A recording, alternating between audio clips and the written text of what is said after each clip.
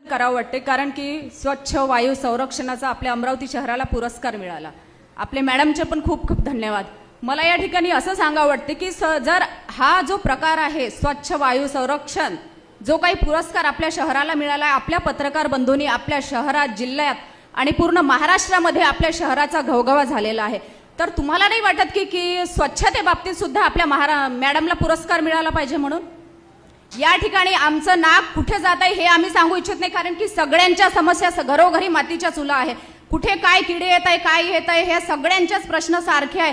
पण मला इतकंच या ठिकाणी विनंती करायची आहे की शहरामध्ये जे शुद्ध पाणी आहे ते माझ्या प्रभागात आहे, कारण की माझ्या प्रभागामध्ये 2 तलाव आहे आणि मोठ्या संख्येने जे उन्हाळ्यासाठी पाणी संरक्षण प्राण्यांसाठी किंवा इतरांसाठी जे पाहिजे ते माझ्या प्रभागामध्ये आहे. तर आपण 2 जे तलाव इतके चांगल्या प्रकारे आपल्या दैनंदिन जीवनामध्ये आपल्या प्रभागामध्ये मला मिळाले आहे, तर मला प्रशासनाला विनंती आहे की आपण त्याच्यासाठी काय करू शकते, स्वच्छतेसाठी काय माणसं वेगळे देऊ शकता.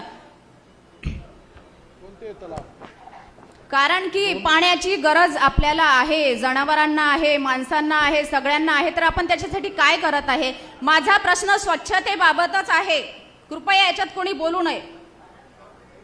स्वच्छतेबाबतच आहे, कारण की डॉक्टर, इंजिनियर आणि सर्व वरच्या लेवलचे लोक माझ्या प्रभागात मॉर्निंग वॉकला येतात. इथे बसलेले अधिकारी सुद्धा माझ्या प्रभागात मॉर्निंग वॉकला येतात, तर तिथे स्वच्छता व्हायला नको? छत्री तलाव, वढाळी तलावला महानगरपालिकेच्या वतीनं छत्री तलाव आणि वडाळी तलाव येथे आपण डस्टबिनची व्यवस्था केलेली आहे. अरे मॅडम, थोडा ते डस्टबिन जे छोटे छोटे डस्टबिन घेऊन जातात ना बाया, त्याच्यासाठी रस्ता तर लागेल हो. ते दगडामधून डस्टबिन घेऊन जातात, ते डस्टबिनवाली बाई पडली. आणि जो मोठा जो ऑटो दिलेला आहे ना आपण, ज्याच्यामध्ये की पूर्ण एरियाचा कचरा एकाने जमा करा आणि एकाने डस्टबिन मध्ये टाका, त्या डस्टबिन मध्ये टाकताना तो माणूस सुद्धा त्या डस्टबिन मध्ये पडला. मी व्हिडिओलाही काढला तुम्हाला दाखवायसाठी. त्या माणसाला खर्चातलं ते लोखंड लागलं, तुमच्याच माणसाला, तुमच्याच काम करणाऱ्या माणसाला. त्याची जबाबदारी कोण घेणार? नाही, मला माझा मुद्दा पूर्ण करू देत आधी. मनपाच्या वतीनं आपण तिथे सुविधा उपलब्ध करून दिलेली आहे. त्याचबरोबर जर तलावाच्या आजूबाजूला कुठला कचरा असेल तर आपण त्याच्यासाठी विशेष ड्राईव्ह घेऊन तो कचरा आपण जमा करत असतो. हा, हे ठीक आहे. एक मिनिट मॅडम, त्यांचं म्हणणं काय आहे की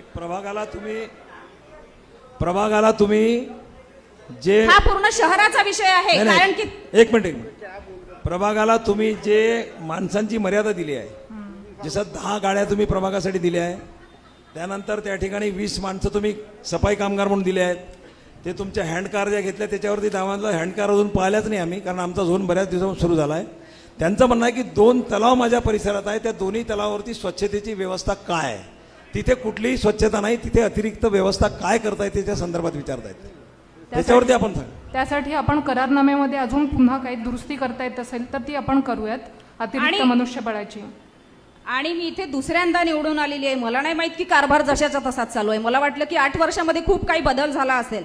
माझं फक्त इतकंच म्हणणं आहे की पत्रकार बंधू जसं छापतात की खूप स्वच्छ आणि सुंदर एरिया होणार आहे, तर आजचा जर आपण पेपर बघितला ना तर सर लाज वाटते हो अमरावती शहराची. आम्ही नगरसेवक इथे काही सोपी नाही आलो आहे सर. इथे जेवढे काही नगरसेवक बसले आहे ना, एक पुस्तक लिहू शकता एवढं आम्ही मेहनत केली आहे. इथे येणं म्हणजे काही खोटी सोपी गोष्ट नाही आहे सर. लोक अंगावर येतात अक्षरशः. कारण की मी आज सांगू इच्छिते, मला 4 कंप्लेंट आल्या की मॅडम फावडीवाले पाठवत. माझ्या परिसरात आज एकही फावडीवाला नाही आहे, एकही नाही. कारण की ते फावडीवाले गाडीवर गेले आहे. मग गाडीवर गेले आहे तर तुमची फावडीवर व्यवस्था करण्याची काम, माणूस लावण्याची काम जबाबदारी नाही आहे का तुमची? आणि पहिलेच तुम्ही लोक बातमी देऊन देतात की नगरसेविकेच्या पतीने हस्तक्षेप करू नये, नाहीतर कारवाई करण्यात येईल. मग नगरसेविकेचं ऐकायला पाहिजे ना तुम्ही. काय आहे हे? हा, आमच्या पाठीशी जर आमचा नवरा येऊन जर इथे कोणा अधिकाऱ्याला म्हणत असेल तर तुम्ही निवडणूक संपण्याच्या निकाल लागायच्याच पहिले बातमी देऊन दिली की नगरसेविकेच्या पतीने कुठल्याही अधिकाऱ्यावर जोर जबरदस्ती करू नये. मग जर तुम्ही बाईला मानू शकत नाही तर मग माझ्या नवऱ्याचं म्हणणं नाही काय आहे ते चुकलं का? मग अधिकाऱ्याला जर कोणाला फोन करत असेल तर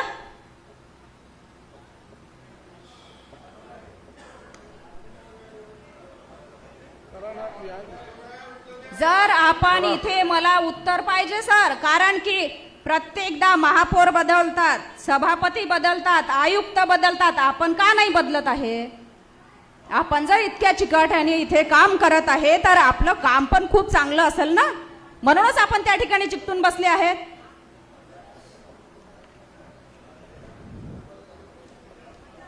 दुसऱ्यांदा निवडून येणं, तिसऱ्यांदा निवडून येणं सोपी गोष्ट नाही आहे सर. एकदा निवडणूक लढून बघा ना, इथे राजीनामा देऊ. वर्गण्यांनी डोकं पागल होऊन गेलाय सर. हनुमान जयंती आहे, 14 एप्रिल आहे, हे जयंती ते जयंती करू करू पागल झालं डोकं. काय वाटतं तुम्हाला? काय प्रस्ताव टाकू मी खास वर्गणीसाठी निधी देण्यात यावं म्हणून? ही माझी समस्या नाही आहे, पूर्ण सभागृहाची समस्या आहे. काय सर सांगा, वर्गणीसाठी काय स्पेशल निधी देता का तुम्ही?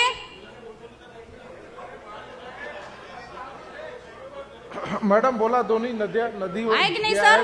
नदी आणि माननीय सभापती महोदय, मी 2च मिनिटं बोलणार आहे. आता रमजान चालू आहे, होळी आहे आणि त्याच्यानंतर 14 एप्रिल आहे. तर मला इतकंच म्हणायचं आहे की जे आपले सण येतात त्या सणासाठी आपण कमीत कमी 5 ते 6 लेबर एक्स्ट्रा लावा सर. सणासाठी फक्त. बाबासाहेब आंबेडकरांची जयंती येते, प्रत्येक कॉलनीमध्ये साजरी केल्या जाते. आपल्या इरविन चौकामध्ये खूप मोठ्या प्रमाणे साजरी केल्या जाते आणि प्रत्येक कॉलनीमध्ये साजरी केल्या जाते. 5-6 मजूर जर एक्स्ट्रा दिले तुम्ही प्रभागात फक्त सणाच्या दिवशी, तर मला नाही वाटत की इथे काही बिघडेल म्हणून. कारण की कोणाच्या खिशातून पैसे नाही चालले आहे. आम्ही जनता लोक टॅक्स भरत आहे. नोट करा मॅडम हे विषय. ठीक आहे. आणि माझा एक शेवटचा प्रश्न की माझा जो छत्री तलाव आहे आणि वढाळी तलाव आहे हा स्वच्छ आणि सुंदर केलाच पाहिजे आपण. ठीक आहे. निश्चितच. कारण की तिथे फिरायला येणारे सगळं सुज्ञ नागरिक आहेत सर, आणि आरोग्यावर कुठलाही घातक परिणाम होऊ नये याच्यासाठी सांगताय. कारण आम्ही जे हे बोलून राहिलो याच्याने काय आमचं घर भरून राहिलंय का? जनतेसाठीच बोलून राहिलोय, कारण जनतेनेच प्रतिनिधित्व करण्यासाठी सभागृहामध्ये पाठवलेलं आहे. धन्यवाद.